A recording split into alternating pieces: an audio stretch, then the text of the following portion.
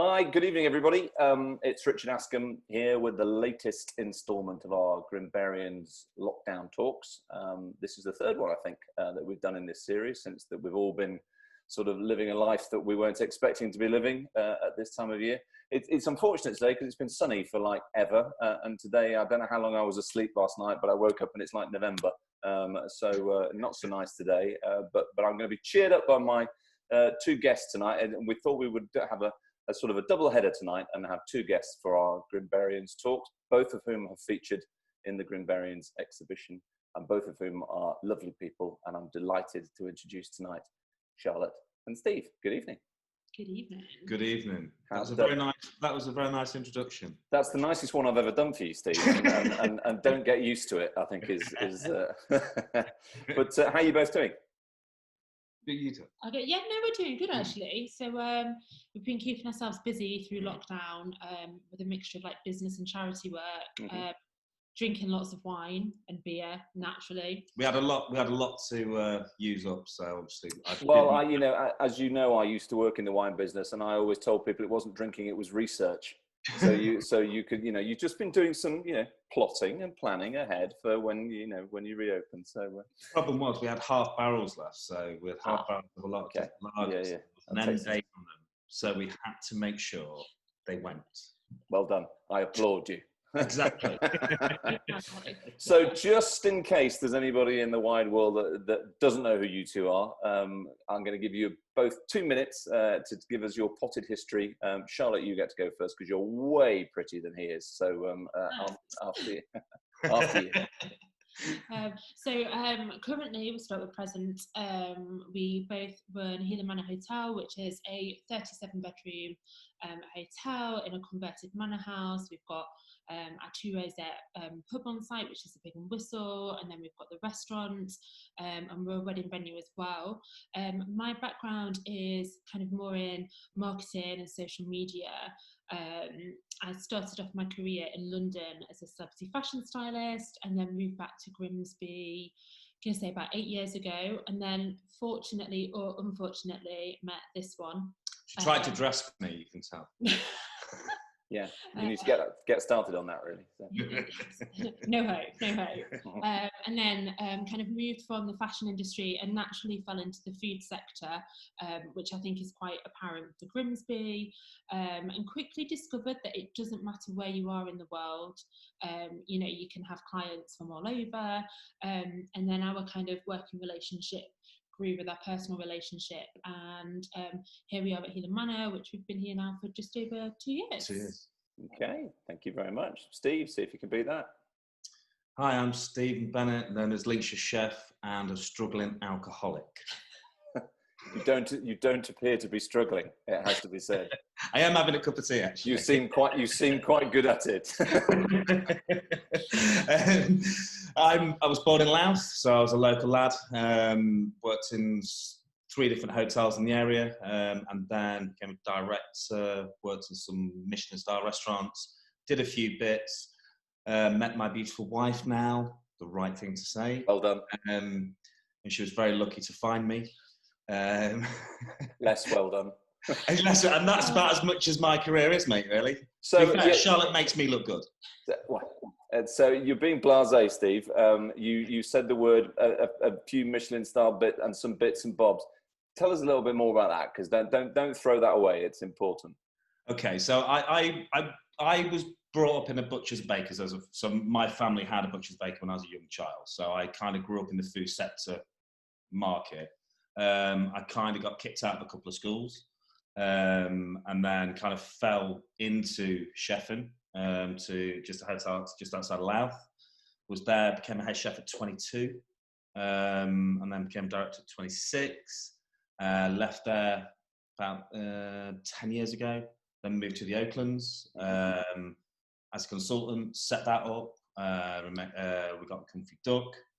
Set that up as the best restaurant in Lincolnshire, and then from there we then moved on to here. In between that, I had stages at Winscombe Fields and the Star at Hareham. When Jermaine and Annie had it, 96 maybe, I think it was. Showing his age. Yeah, I am only 25. And mine. Yeah. I remember it as well, sadly. But so that's kind of how it's, so kind of a lot of experience from that perspective, from a chef to a director to kind of running businesses as well as, but kind of running from a kitchen, if that makes sense. And you are quite unusual, I think, in the world that you inhabit, in that you have this inbuilt modesty that is quite evident. You don't quite like talking too much about your own achievements. Is that fair to say? Yeah, I think it's more the fact that I don't think I've ever achieved enough. So it's kind of, that's a push. So a driver for me was always been from my background. I came from a bit of a troubled background, I think is probably the best way to say it. And I've always had to put so bigger goals. I always joke with Charlotte, I was like, and one of the rules was when I was going to get married, I was like, if you get me an ABE, I'll marry you. Because it's that aspiration of something that's so unachievable that you've got to then try and aim to hit it. Yeah. And that's kind of always what I've always kind of been my mentor. Oh, that's good. There is a real modesty in it, though, because obviously your ethos has always been, which you've taught me, which has been the kind of focus on supporting the local business community, growers, producers, food manufacturers, and kind of like really highlighting that incredible scene that we've got here in Lincolnshire, and obviously Grimsby with the docks as well. And I think you subconsciously really shout about that, and it's kind of just, I think we've got to a point now where you found that it just marries really well with the ethos of what we do at Healing Manor as well. No, I totally agree, and I think you are both advocates and champions for the area and everything that's good about it, which is, to me, is the great thing about this Grimbarians project, is that it's highlighting to others that are doing equally good works that there are other people doing it, because I think there is always the sense that you're on your own. It's a weird sort of area for that nobody really believes in themselves, because there's nobody there to tell them that they should. I think at the minute now, with what's gone on, I think people reach out far more than they ever have done. A, they've got the time, but B, people are so uncertain about everything. And I've had a lot of other restaurants reach out to me over certain stuff, and my links with other people have become stronger because of it. And you find now that, I hope, when we come back out of this, that we become more collective as a group of people. And actually, it's not about just because you're in the same business, but collective people can work together more with like-minded businesses. It's not all about protecting. No, I totally agree, Stephen. And it's if nothing else comes out of this situation than a realization of what we have got rather than of what we haven't. Yes. And the sum of those things are enormous by comparison. And this is what I think draws us all back here. I mean, you've both been away, you both left the area and worked and been in different parts of the world and what have you, as have I. And yet we all sort of were on this invisible bungee that brings us back to this part of the world. And I find it fascinating that my brother-in-law said this to me many years ago. If you want to live where you want to live in Lincolnshire, you have to create something. There's nothing. There's no centre of industry. There's no cities. There's none of the usual stuff. So if you want to live in this little bit of the world, you've got to make something, and you both have.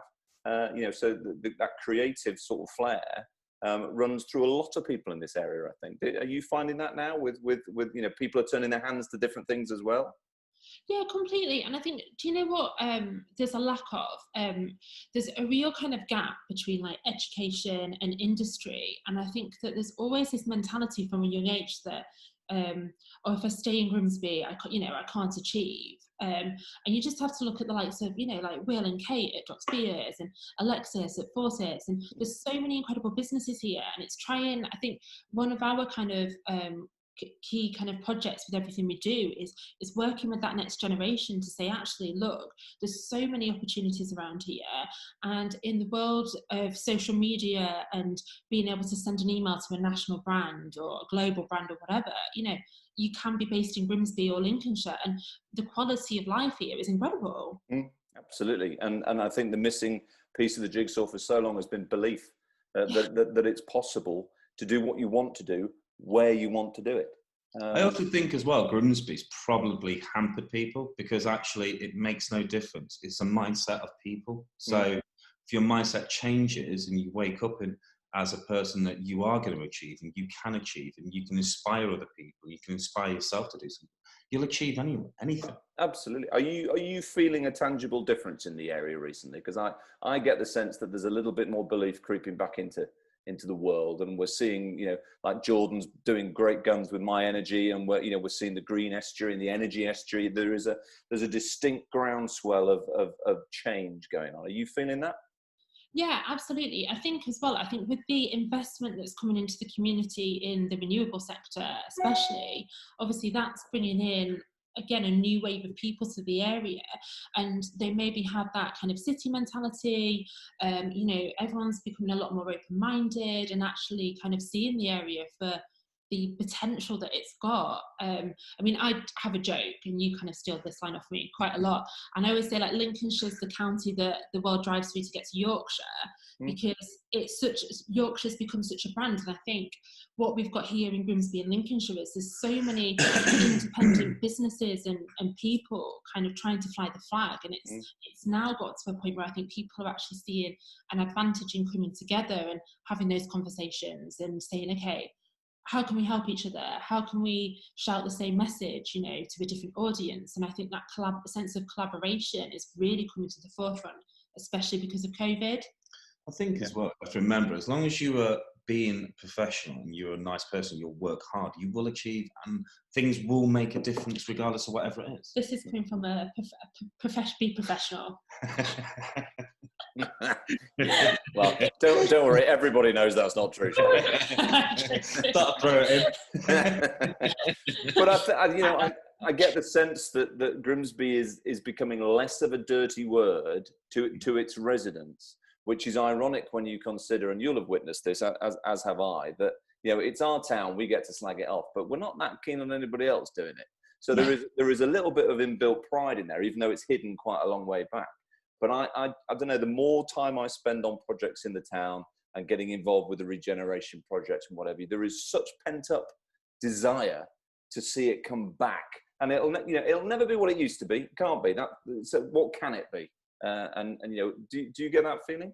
Well, I think as well, it's quite funny because what you've just said reminded me of a friend I had who lived in Scatha or Scartho. And he would never say he's from Grimsby. He would say he's from Scartho. Yeah. And it's kind of, that's just resonated with me when you just said that. I was like, yeah, people, but I haven't heard people say that as much now. Of course, if you were a marketeer, it would be much easier if Grimsby was called Niceby. But we are where we are. But I think when you look at around, certainly right now, and it's interesting with the pandemic. Which has highlighted and I think magnified the good in the vast majority of people and businesses in the area. Like you guys, we'll come on to talk a little bit about what you've been up to over the last few weeks in a minute. But I think if that sticks, then at the very least, this awful situation will have done some good. Yeah, completely. I was speaking on a panel at I think it was for Links Chamber the other week, and we were talking about kind of like consumer behaviour coming out of COVID. And I think because this has gone on now for 11, 12 weeks, and it's probably going to go on for a bit longer, it's almost people kind of like realigning what their habits are. And I think the more people kind of do something, obviously the more familiar it becomes in their daily lives. And I think this whole champion in Grimsby and Lincolnshire, everyone's been fighting it now for 11, 12 weeks through their social media, through conversations with businesses all over the country and the world. And I think, it is something that is going to stick. And flipping back to the COVID situation, people have now kind of rebuilt these relationships with each other. And I think that is going to be really strong moving forward. Yeah, I agree completely. So let me take you back to March. Was it the 22nd? And I think that was the Monday night. Was it that Boris, your good friend Boris, worked with him as well, stood up on TV and said, "That's it, lads, shut the doors." You're running a very successful, busy hotel and restaurant group, and presumably you watched your business slide out of view in about 30 seconds. What remind yourself of what that felt like at the time compared to now? I think, we'd kind of been affected quite early on, hadn't we? So our bedroom sales were actually affected in February. Wow. Okay. Because kind of Monday to Thursday, it's very much like the renewables and the food manufacturing sector that uses for bedrooms, and then the big and whistle for food and drink. So we'd kind of seen it kind of coming along quite a lot sooner than others. And we'd obviously been watching the news every night, and then that announcement came. I think what was more a kick in the teeth for us is we'd said, right, let's get through to Mother's Day, which was the Sunday. So the official announcement was on the Friday. So we'd bought all the stock for Mother's Day, reduced our bookings down to be able to do it safely, and then obviously they were like, no, nobody's going out anymore. I think the biggest stress for us was always about our team, because our team are our family, and it was always that worry of, are we going to be able to financially support them? You know, how are we going to make the business work? Are we going to have to make redundancies? And obviously with the rules of kind of closing everything down, they obviously announced the furlough scheme. So I think for us, as much of a worry it was also a sense of relief, because all of a sudden that pressure for our team was kind of lifted off. So it kind of gave us a little bit of a break to say, right, let's figure out what are we going to do to move forward. I think because we became, I became really obsessive, because I'm a bit of an obsessive personality anyway. So when it happened in China, I actually had a friend who runs a hotel group in China. Okay. So he was actually giving me some heads up on stuff, and then I became obsessed. So we'd actually done a 4-phase reduction on what we was doing. We put all the social distancing in early. We put all the sanitizers on. We was then that weekend we were splitting staff onto a 4-on 4-off so they wouldn't mix. We had so much in place ready to try and maintain where we could be on sales a little bit longer, but obviously that didn't happen, and it was. And I think the stress, like Charlotte said, the massive stress was, how are we going to be able to pay our staff with no sales coming through? And don't forget, the furlough wasn't actually released until the Friday, and then it was like, okay, thank God. So we then had to kind of make a decision on, then, do we keep the hotel open? What are we actually going to do? And then both me and Charlotte, we was kind of on the nine that night. It was just like, well, let's just try and help the community. Let's just try and do something to try and help. Because from whether it's marketing or what people in class house, if we can make a difference with people now, it will help later on. Oh yeah, absolutely. When there was no flour in the shops, and make people bread, we could help feed people. We fed our staff, every single week, gave them care packages just to try and. But I guess you will both understand. And put the those first 3 days to one side, because I think everybody's entitled to those 3 days of blind panic. But actually, the majority of us that do what we do have been running around with our pants on fire forever. So actually, the ability to think clearly when your pants are on fire is actually quite second nature, because that's running your own business, from one day to the next. So how quickly do you think your mindset changed, both of you, from, okay, we can't do anything about that, so what can we do?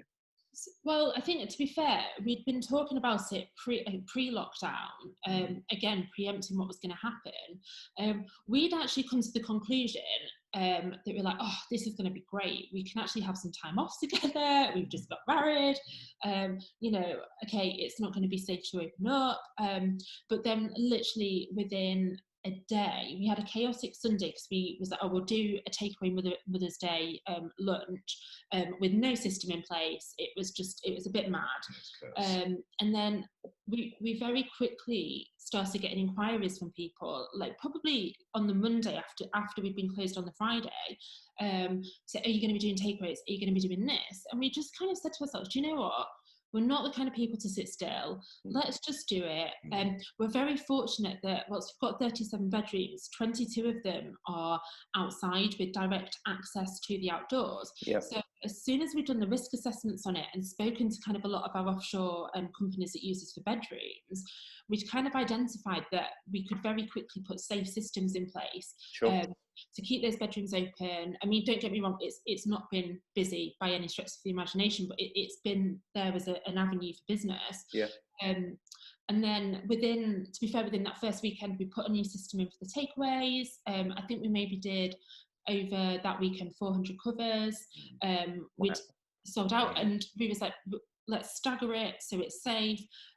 We then kind of had a bit of a rundown on it and said, actually, we can double our numbers and still do it safely. So we did that, sold out. And then I think up until 2 weeks ago, we were doing like 1,000 covers a weekend on takeaway food, which obviously isn't the style that we're renowned for, but again, no, isn't it? You know, yeah. People just, it was seeing people's faces light up when they're coming to pick up a fish and chips or a Sunday roast. And I think not even from a business point of view, because there's not necessarily any profit margin in takeaway food unless you're doing a massive amount of quantity. Sure. Yeah. But it was almost like the sanity it provided for us, because it's kept us busy, it's kept us focused. But one thing we didn't want to do was lose what we did in our restaurant. So we said that we will still serve the same size haddock on and get the fresh haddock, because fish has not been a problem getting on supply. No, so, another great advantage of living in Grimsby. Yeah, another great advantage of living in Grimsby. Good old Clarkson and Ostercleve. So we would then serve that and have that cost of that, but we would still only charge a price of a takeaway. Yeah. So we'll reduce margin. We'll do sirloin of beef, you know, instead of top side. You know, the difference is huge. Yes. But, you know, but we just needed not to lose what we did. So when our thought process was, if we can still serve our restaurant food as a takeaway and make a smaller margin, we will get that loyalty back from our customers afterwards. And I think it's more than that, Steve. It's not just what you do, it's who you are. And that's, you know, I think one thing that this period of time will impress upon a lot of people is that they've found out actually who they are. Because there's, you know, very rarely, in fact, never has there been an opportunity to turn the world off and see what happens. And I think there's so many things. In fact, somebody made me laugh at the weekend because I said, you know, aside from the obvious, you know, family and what have you, what are you actually missing? And they said, well, it's a bit like being 7 again, isn't it? Where you just ride your bike and build dens. Well, we've all kind of dropped back into this nice, simple, not complicated, not busy, not running around like a lunatics. And as a result, you get to think. And we don't get that time very often. So with that time that you've both had, I guarantee you'll have a plan for how you come back from this, and the things that you'll change and the things that you'll do differently when this all changes and goes back to whatever the next bit's going to. I don't like the expression "the new normal," by the way. It's a dreadful saying. What's normal anyway? Well, exactly. I didn't understand it before, so I certainly don't understand it now. But let's call it business unusual. And so, what does business unusual look like for you in the next few weeks and months? Well, I think so. We're kind of very cautious to not make any kind of like rash decisions on anything. And I think because the government guidelines are changing so regularly, and they've still not given that clarification for our sector yet, we're kind of we're looking at again, we're lucky that we've got space. So outside dining. Yeah, outside dining. Whether we do like picnic packages. Yep. You know, we're working on putting very safe systems in place. We've reduced our numbers right down in the pig and whistle. So again, there's social distancing measures. We're changing the way that kind of we work operationally. So we're looking to invest in a lot more technology. So ordering through apps, QR codes. You know, bedrooms is another key one. At the moment, we're just keeping it so it's the outside bedroom. So it's always been like a virtual check-in. So again, there's no kind of crossover. I think from a consumer perspective, we all want to know that we're going to be safe, and whatever business we're stepping inside, that there's that safety there. So for us, it's that kind of real consciousness to make sure that we're not over-egging our numbers, and that we're able to deliver that quality that we pride ourselves on, you know, throughout running the business.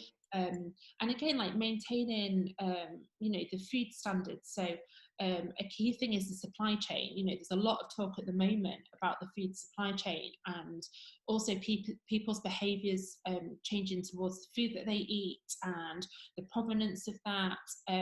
You know, and again, it's something we already do. So we have our Meet the Suppliers campaign. I know you'll know Amy Job from Russet, obviously Patrick from Alfred Enderby, Simone from Skimans. You know, really kind of providing that transparency for our customers. And it's almost about trying to make it as easy for them as possible to be able to eat morally and, you know, spend their money I think there's a huge amount of that, Charlotte, and I think we're very lucky in our area to have the sorts of people that have turned their hands to the things that you've just described and mentioned a few of the suppliers there. But we are so blessed, I think, with those creative people in the food industry that have gone away from the central sort of processed food line and gone left and right of it. And as a result, I guess you must be delighted that you've got surrounded by people that even think like that, never mind can do that as well.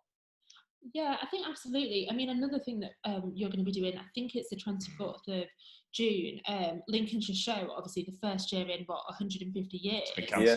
We've had to cancel, and we speak with Jane a lot, and she's a friend of ours, and they're doing Lincolnshire Show online. Yeah, so I saw that. Yeah. Again, it's that readapting. So you've been doing some quite humorous videos with the likes of Patrick, and you're going to be doing. Oh, okay, fair enough. Oh, sorry, not those ones, Richard. No. I had a picture in my mind there, Charlotte, and it didn't need to be there. So I can't unsee that now, I'm afraid. So that's burnt into your eyes. Just going back onto the restaurant and stuff. The good thing we have space in reference to space in our table. So, for example, because there's a lot of talk about now whether this 2 metre rule is going to come in, or it's going to go to 1.5 or anything else. We will stick with the 2 metre rule just from a safety perspective moving forward. Yeah. Because we can spread out between the pub and a restaurant, we can hopefully get near enough our tables we would do in the pig, in the pub. So the pub's gone down from 46 to 19. Okay. Pub, and then goes up to about 25. So, and that's the 2 metre, which is all measured out, which is all ready, and it's all ready to go in there. So, but the biggest problem we have now, which there isn't any guidelines on, is the toilets. So the toilets are the biggest problem. Yeah. So at what point... Who knew this would all come down to urinals? Exactly. So it's almost like what we'll be having to do is face mask and glove the person wanting to use the toilet, give them a bottle of sanitizer and say, do that, clean the toilet, and then you can come back out. Or what we are working on is actually having a toilet attendant or something else. So that sounds nicer, to be honest. So I reckon give them a bottle of sanitizer and try to clean themselves. It's all about margins. I would think nothing less. So looking forward, then, I know you well enough to know that you both would have had a plan before this. You must have a plan beyond this, and I appreciate the fact that you don't know when that plan can happen. But what does good look like for you guys in 5 years' time in terms of the hotel and the pub and the outside catering business? Because I know you still do a lot of that, and the cookery demonstrations, and your burgeoning TV career, of course, as the new Ant and Dec or something along those lines. So what does it look like? What do you want it to be? I think for us, our ultimate goal, obviously at the moment we rent the property, so we've always said our ultimate goal is to be able to purchase it, become really sustainable in the business. There's a lot of jobs that kind of rely on us, and I think as well, almost being that beacon for the area. Healing Manor, if you've never been before, is such a beautiful old building, and the history is incredible, and I think it's a bit of a jewel for the area, and it's kind of creating Lincolnshire and Grimsby for us, not just the manor, but creating the area as that destination. So actually, people don't think of it as, oh, it's Grimsby, let's go to the area. We've got beautiful beaches, we've got beautiful countryside. I know you're quite keen to go into kind of we've already started it, like fermenting and pickling, and growing our own vegetables and becoming more sustainable. I think that's just really important. I think as well for a plan moving forward for us is with this 5 years, when we can get the purchase done, which is obviously scuppered at the minute because all of our sales have gone into next year. Because we haven't got any sales this year as such. So that plan moving forward for us will always be about having almost a mini village of farm shops. Yeah, we'd love to bring like a Duddington Hall style farm shop over here, something like that. I know obviously TLB, you've got a beautiful shop. Yeah. Don't worry, we won't compete with you. But I think as well, like for us, and I mean, it's something that we've kind of really had that focus on throughout COVID, is and it's something that kind of resonates more with your upbringing, is being able to support the next generation coming through. So it's providing those opportunities, you know, and growing the business to provide careers for people, but also supporting the less fortunate in the community, because it's almost something that's forgotten, and it's something that we've always done. And I mean, you did at the Duck, like feeding the homeless every week, and really kind of like utilising, so it was all, any waste trimmings would be converted into dishes. Obviously waste trimmings fit for human consumption, so, you know, offcuts of beef, again, going back to Amy Job, she has a real focus on sustainability, so it's not just about those, you know, the fillets of steak, it's about utilising the whole cow, and kind of like really focusing on that. Again, I say sustainability, but it really is about that, because we've become such a wasteful society. Yeah, you know, and just, it's not about ramming it down people's throats, but it's just having that awareness. But businesses need to take that lead, because it's not going to happen. So it comes down to chefs and restaurants, whether they will then buy that local veg, look at their seasonality on what they've putting on that plate. So they're not buying French beans from Kenya. They're actually going to change their veg throughout the seasons. They're going to, but that has to come from leaders from our trade, not from, which will then enhance everything else. Back into the economy. Fish has seasonality. Look at your fish seasonality on when the best type of fish, which is locally caught, you know, or long haul caught. So it's just, I think it's things like that we can, but we need to take a lead on it, I think, because it's just not going to happen otherwise. No, I totally agree. Sorry, Charlotte.